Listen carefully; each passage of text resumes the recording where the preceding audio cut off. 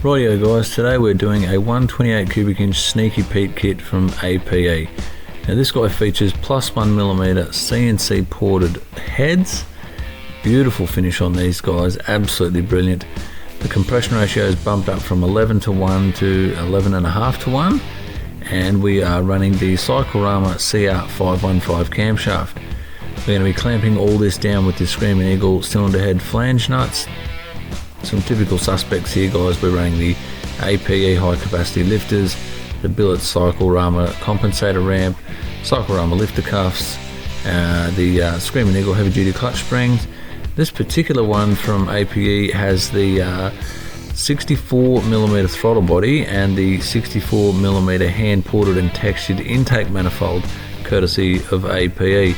Now guys, this video today, the bike is originally getting fitted up with an S&S Super Street 2-in-1, but you will see throughout the video we end up doing a pipe swap to a D&D low cat just due to some performance reasons. So stick around for this one guys. I'm going to be in depth about a little bit of the tuning software and a few other bits and pieces, so I hope you enjoy this one. Let's dive into it.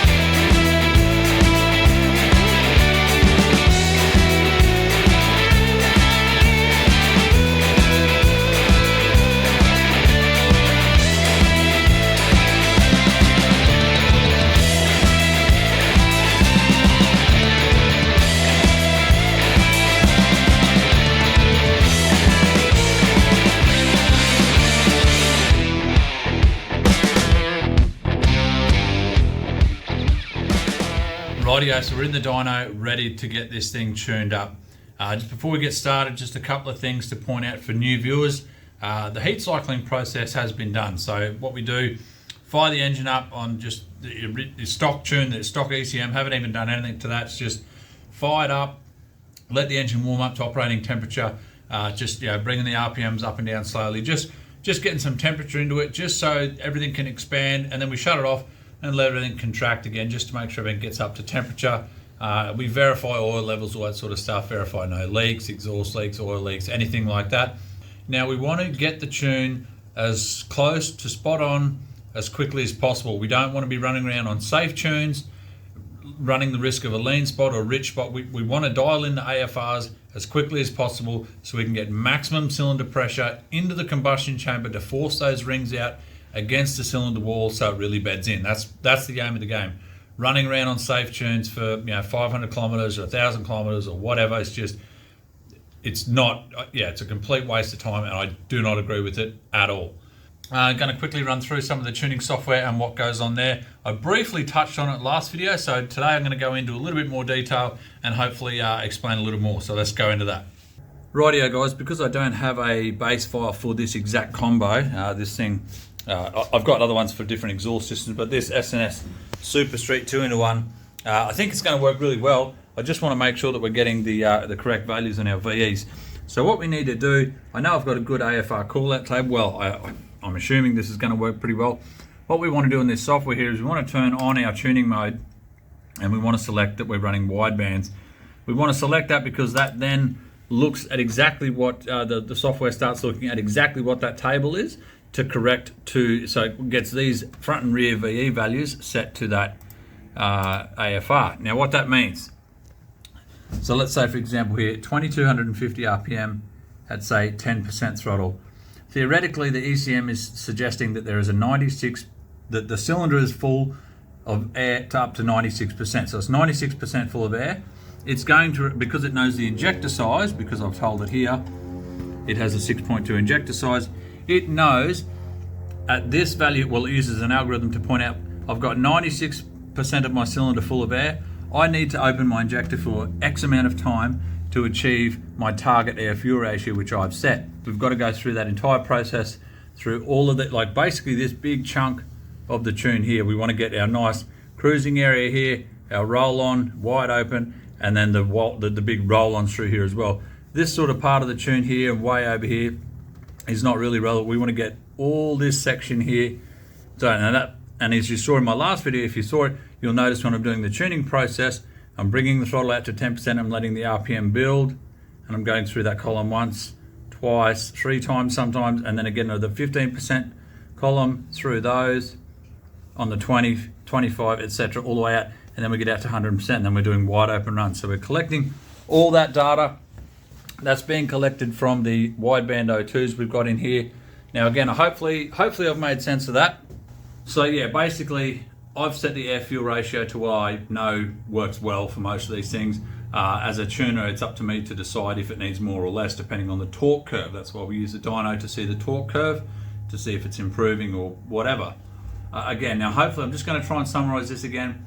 So when I'm in the tuning mode and collecting data, what it's doing, it's seeing the air-fuel ratio that it is wanting, that I've set. It's comparing to what is actually happening live, and then it's correcting the values and suggesting the changes, and then we reload that in, and then we run the tune again. So we might see 10 to 15% difference on some of these cells. Once we get that down to 1 and 2% differences, we know we're very, very close. Once we are close, we then turn our closed loop back on, which means the ECM then takes data from the narrowband sensors in the bike and sees that it's either lean or rich from there. And the short-term trim, short-term fuel trim will start to take over, and then we can monitor that data live and see that it'll have our VE value of say 96 in this case, and it'll say the new VE value, which is correcting to the air-fuel ratio that I want, it might say 95. 1% difference is fine. These things, yeah, they'll run up to 10% difference, but I get them down below 3% throughout most of the tunes. So that's the name of the game, guys, getting all the data, relaying it back and really dialing it in. And then of course from there we've got ignition to tune to make sure we're getting ignition values right, ignition timing. Combustion chamber compression ratio generally dictate how much advance goes into these things, but of course fuel is a big one, combustion chamber and compression ratio, the 3 big components that dictate how much advance you can throw into them, but that is all part of the tuning process. So it does take a long time. Most of the combos we do are very popular and they're very, very similar, so we can use some tunes that are very close and we just run the software over it again to make sure it's dialed in. But this one being different pipe, we're going to run the full process. We want to really squeeze everything out of this one that we can. So let's dive into it. You guys are probably not going to see much of the tuning process. You'll probably just see a little bit of the dyno runs, maybe the wide open run. I'll depending on what I can film for you guys. Let's get into it and see what we come up with.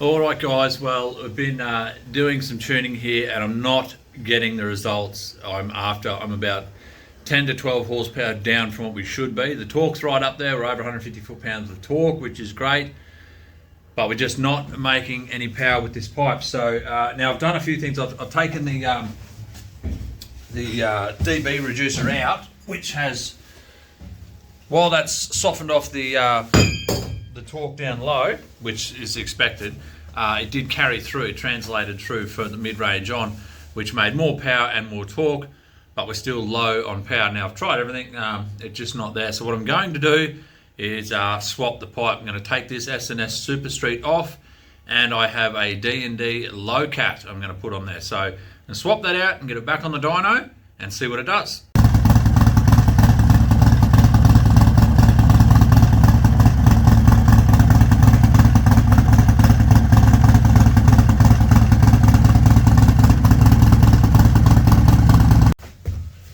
Rightio guys, look, I don't know where we're up to in the video.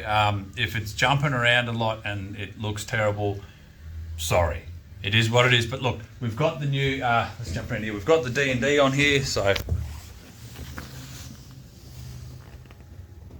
here's the funny story. The customer originally wanted a D&D low cat, and well, I don't know if I've already said this or not in the video, so bear with me, but the customer did want a D&D low cat. There was no stock here in Australia for months, and I suggested the S&S one because I had used it before and had reasonably good results with other smaller builds, still 128 cubes, but not as much camshaft, not as much cylinder head, so I figured it would be all right. Still a good looking pipe, stepped head and all that sort of stuff, but it just didn't perform. Now, I mucked around, I pulled the dB reducer out as you saw earlier, still we're down on power. Gone inside, I've just swapped out the pipe, put the new D&D low cat on. I know it's chrome, we will show the customer, see if he wants to leave it chrome or whether we get it powder coated.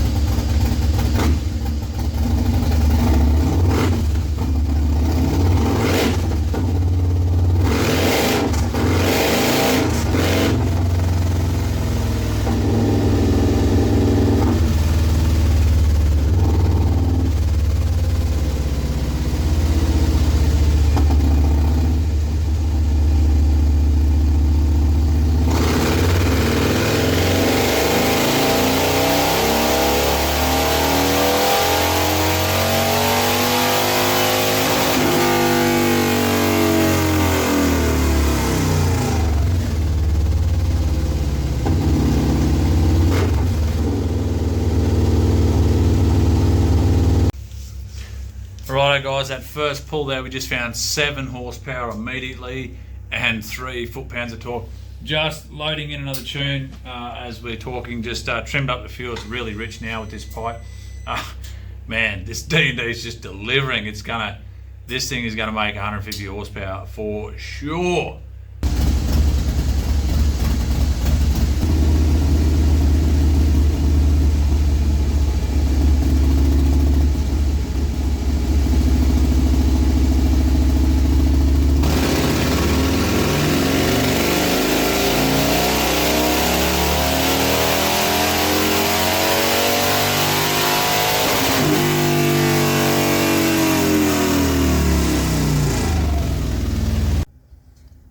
Rightio guys, there we are, 148 horsepower and 159 foot-pounds of torque. That's an incredible looking graph. I'm very happy with it. I wish we could have snuck up just that 2 horsepower there to 150. I just want to go over here, the S&S Super Street 2-in-1 file, the last one I was getting there. You can see there it was 136 and 149. The thing just wasn't making any power at all. Now this big dip here, yes, it looks drastic, but that was with the dB reducer out. So I just want to show you here, I've got a file over here. I'm going to open one up and show you exactly the difference between the with the dB reducer in and out.